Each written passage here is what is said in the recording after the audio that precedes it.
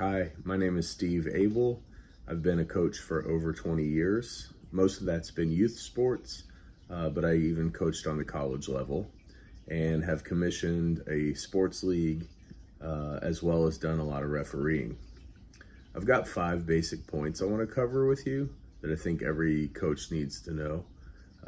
There are things you could dive into deeper on your own, but I'll just make some brief points about the 5 topics that I feel are really important.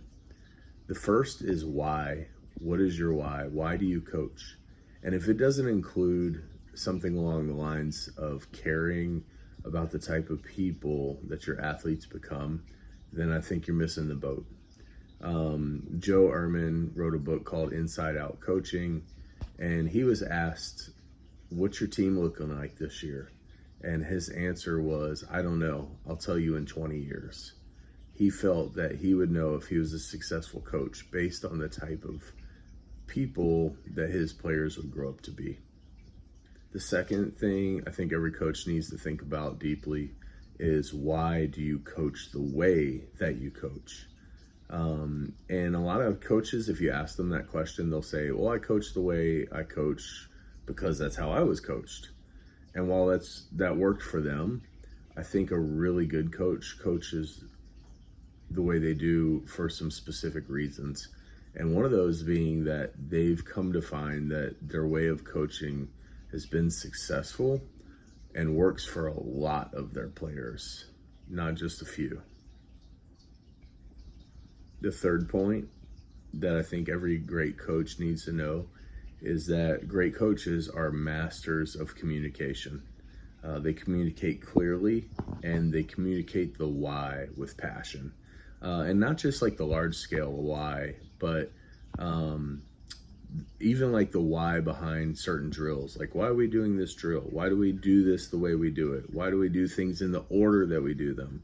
It's because it's all going to apply to how we compete.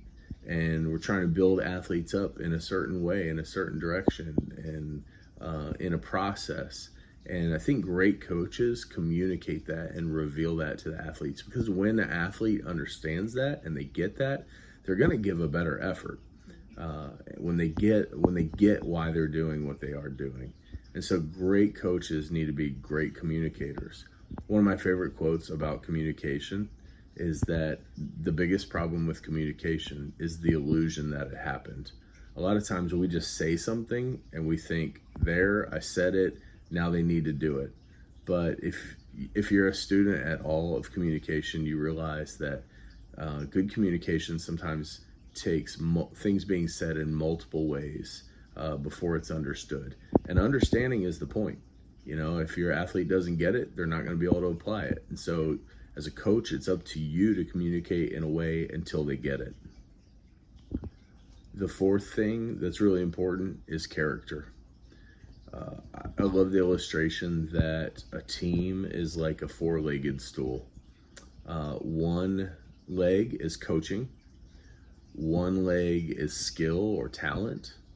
One leg is execution, the ability to put that skill and talent into action in the game.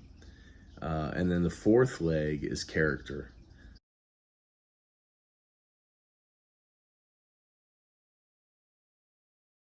And we always say, sports teaches character, but it's not automatic. And we know that anytime we look at headlines and there's an athlete that's in a scandal, right? Character is not automatically taught in sports. Sports can teach poor character if we're not careful. And so we need to be intentional about teaching good character. And the real test of whether we value that or not is, do we make time in our practice routine, in our practice schedule, in a game, do we make time to show that we value character, to clearly communicate it, and make sure our athletes know that it's important.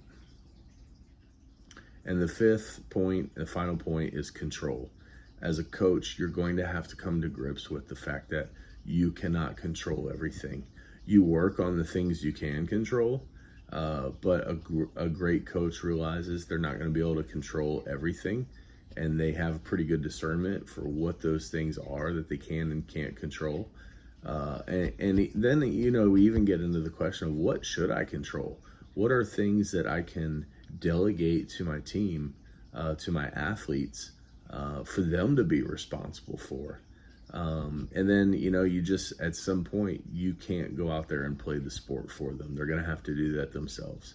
And so, putting the responsibility back on them, letting them know what they're responsible for as athletes, and just discerning what it is you can and can't control will help you have a lot more peace, and I think longevity in the coaching game, when you come to grips with that. Actually, I'll throw in a bonus point, number 6. If you haven't ever done any reffing, do some reffing, even if it's just for a youth league, and make sure that as a coach, you know the rules. And if you've done some reffing, you'll have a better appreciation for what refs do, and how to communicate with them. And I think that'll go a long way in making it a much more enjoyable ride as well.